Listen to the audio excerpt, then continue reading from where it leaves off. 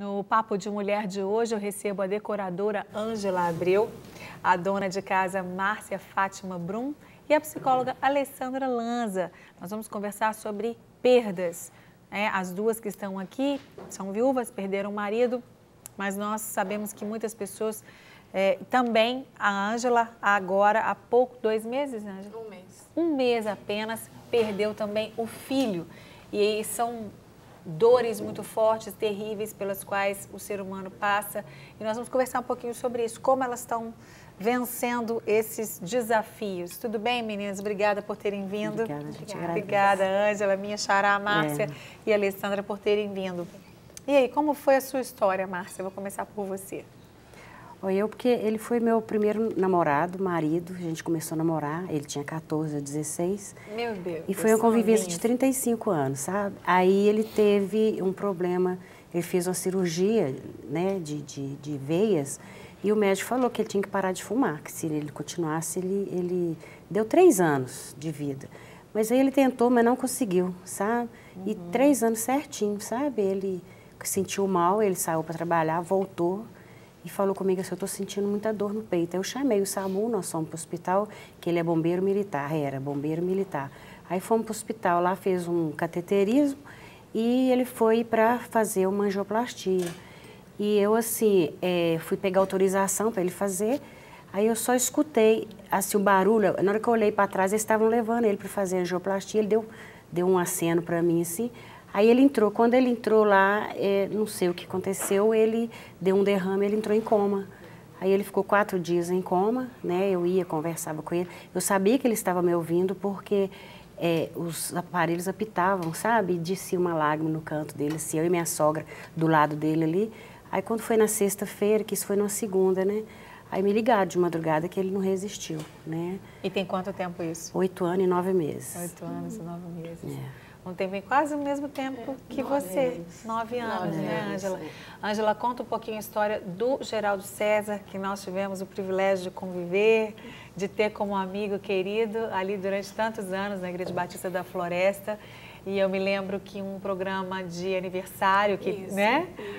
Eu que não me lembrei, não teria tentado recuperar esse programa para a gente mostrar. Eu falei até para a Michele. Falou para a Michele? Então, a gente, todo ano, né, 1º de abril, a produção prepara uma surpresa no meu aniversário. E nesse ano, foi de 2004. 2004. A produção preparou um mini auditório. Isso. E ali estavam Ângela e Geraldo César. Depois ela enfeitaram ali o estúdio para o meu aniversário. Então, logo depois, 2 meses depois, não foi? Foi dia 10 de junho. De junho, então. Isso. Exatamente 2 meses depois, ele faleceu. Você estava com ele no carro, né, Ângela? Como é que foi aquele momento? Na realidade, eu vou voltar um pouquinho antes. Eu o conheci no dia do meu aniversário, que eu tinha feito um propósito. Eu não quero namorar mais. Agora, se eu for namorar, eu quero casar. Mas eu queria fazer arquitetura, que era o meu sonho dourado. Desde menina, eu apaixonada com tudo. Depois eu fiz decoração, lógico. E aí eu conheci ele no dia do meu aniversário. Fala o dia já para o pessoal não se esquecer. Dia 5 de fevereiro. Tá chegando, eu quase. Eu conheci ele, né, no dia do meu aniversário, e nós começamos a namorar. Com 15 dias de namoro, ele falou assim, eu vou casar com você. 15 dias. Eu falei assim, eu não caso como bonito, eu não quero sofrer. Ele falou e assim, ele realmente era muito bonito. Fisicamente, ele era um homem bem atraente. Ele era descendente de estrangeiro e por dentro era muito mais. E aí ele falou, eu vou casar com você. E o pai dele veio nos visitar de Ouro Preto, não, de Juiz de Fora, que eles moravam em Juiz de Fora, ele veio visitar o meu esposo.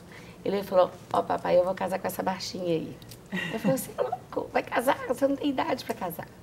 Eu sei que em junho do ano, nós ficamos noivos e no ano seguinte a gente se casou. Nós convivemos 35 anos juntos. Ele era meu pastor, ele era meu amigo, ele era meu namorado, ele era meu conselheiro.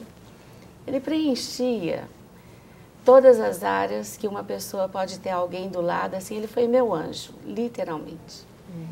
E como a gente ia sempre em Juiz de Fora visitá-los, que foi o dia do acidente, né? Dia 10 de junho. Inclusive é o dia do pastor, né? É verdade. E vocês estavam voltando, então? Não, indo. Indo? Nós estávamos indo. Aí, eu, como eu sou apaixonada com montanhas, eu estava olhando as montanhas e falei, querida, imagina a gente fazer uma casinha branca, bem rústicazinha, assim, com flores no jardim, para a gente morar numa montanha dessa. Nesse momento eu não vi, ele também distraiu um dos pneus de uma carreta, aquele duplo, aquele eixo duplo, soltou e veio em cima do carro que nós estávamos. Era como se o caminhão tivesse vindo em cima. É claro, a velocidade, né? O peso se torna muito maior. A velocidade que aquela roda bateu em vocês. Ela parada está a 300 quilos. Meu ela Deus. correndo é 1 tonelada, muito forte. E nesse momento, ele jogou o carro todo para a esquerda, o carro se jogou para a esquerda, era como se fosse um barranco embaixo. Aí ele parou o carro e olhou para cima e falou assim, glória a Deus! E deu um sorriso maravilhoso e falou assim, e dormiu. Na hora que ele dormiu, eu falei assim, oi querido, querido. Aí eu pus a mão assim, não tinha respiração, e pus assim, não tinha pulsação. Aí eu falei assim, Jesus, você está levando o meu lindo? Tá. Aí eu dei um beijo no rosto dele e falei, querido, eu te amo.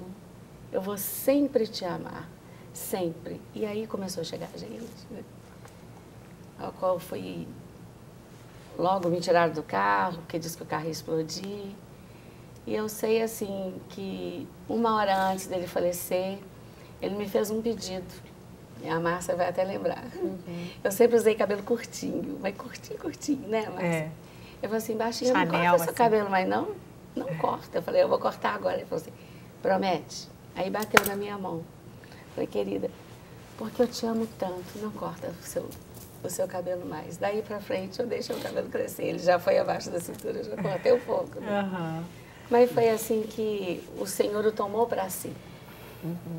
E nesse momento eu senti, sabe, Márcia, um abraço no carro, que estava muito frio, né? Que estava frio. Junho, né? Um abraço quentinho, mas quentinho. Aí eu comecei a cantar.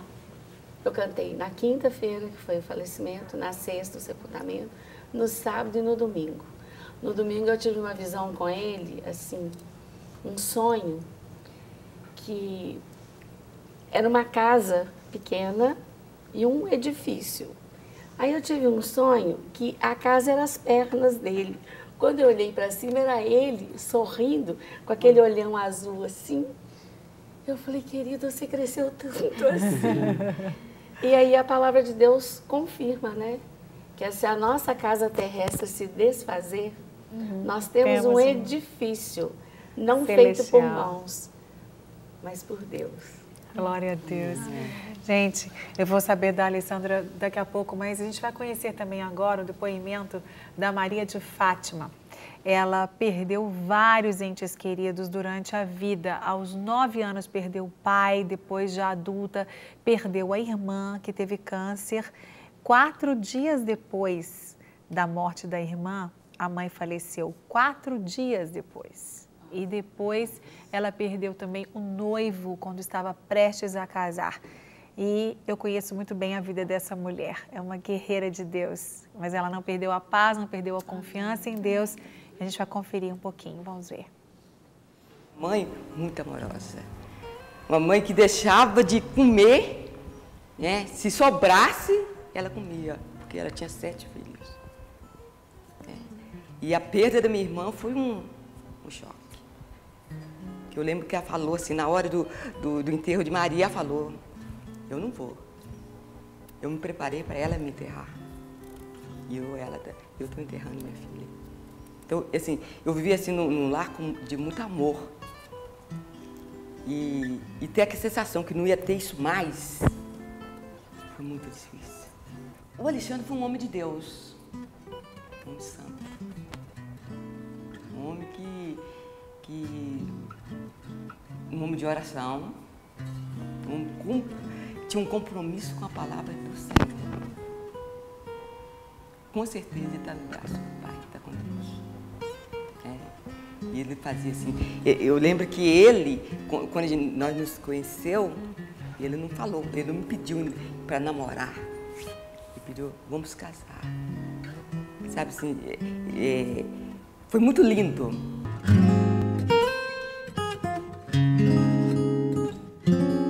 Só Jesus, só o Espírito Santo para curar, para fazer a gente aceitar. Porque assim, hoje eu lembro deles, hoje eu lembro assim, feliz.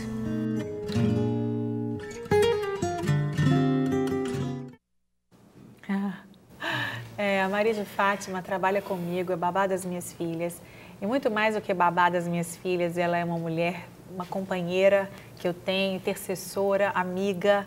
Eu a conheço muito bem, sei que como ela é uma mulher sarada por Deus, depois de tantas perdas. O noivo que faleceu num acidente, ela estava no carro com ele, foi carbonizado juntamente com outro amigo da igreja lá em São Paulo, onde eles estavam na época. A Fátima, né, que a gente já chama carinhosamente de Tata. Outro dia eu chamei Fátima e a Mariana falou, mamãe, por que você não chama ela de Tata? Eu falei, cada hora eu chamo ela de um jeito. Mas ela ficou numa cadeira de rodas por um tempo e ela decidiu, não, eu vou sair dessa cadeira de rodas. Deus a honrou e ela tem sido essa guerreira que ama Jesus acima de todas as coisas, né? E tem superado, né, cada dia, todas essas perdas. Aos 9 anos perdeu o pai, depois perdeu a irmã, 4 dias depois que a irmã faleceu, a mãe morreu também. E eles são uma família muito unida, os irmãos moram em Arcos. Um beijo para toda a família da Tata, que eu ainda não conheço pessoalmente, mas sei que é uma família linda, que cuida dela, que se preocupa com ela. São aquela família querida, unida. Foi um sofrimento muito grande, mas o Espírito Santo de Deus é o nosso consolador. E quem tem um relacionamento íntimo com Deus pode experimentar esse consolo, não é? Verdade. Como vocês estão declarando aqui também, a Ângela ainda tem uma segunda parte da história que a gente quer ouvir. Eu quero ouvir um pouco mais a Márcia, mas eu queria ouvir um pouco de você também em relação à psicologia. Como as pessoas, Alessandra, elas podem enfrentar essa situação, elas também podem tirar de dentro de si uma força que talvez elas não soubessem que tinham. Boa noite, né, a todas. O que eu fico pensando é que a nossa sociedade, Márcia, no caso das meninas, né, tanto da Ângela quanto da Márcia, as histórias são diferentes, assim, o desfecho é diferente, mas a questão é a perda, que nós estamos tratando é da perda. E na nossa sociedade nós temos um problema muito grande. Como ocidentais, nós não lidamos com a perda. Essa semana eu tive um amigo que me ligou e perguntou, e me falou que o filho perdeu o cachorrinho, o coelhinho. E ele falou assim, o que eu falo para o meu filho? Eu falei que morreu, né? Que ele foi morar no céu dos coelhos. Falei assim, brincando. Não posso simplesmente falar que sumiu, que desapareceu. Que roubaram, né? Que roubaram, Mentir, que o coelho fugiu. Quer dizer, ele foi para a cartola do mágico. Essas coisas desse tipo. A gente está brincando, mas nós não estamos lidando, nós não sabemos lidar com a perda. Desde pequeno, quando a gente já nasce perdendo, né? Você perde a infância, a adolescência, você perde os cabelos, você perde alguma coisa, você vai perdendo. Os dentes, né? Perde os dentes.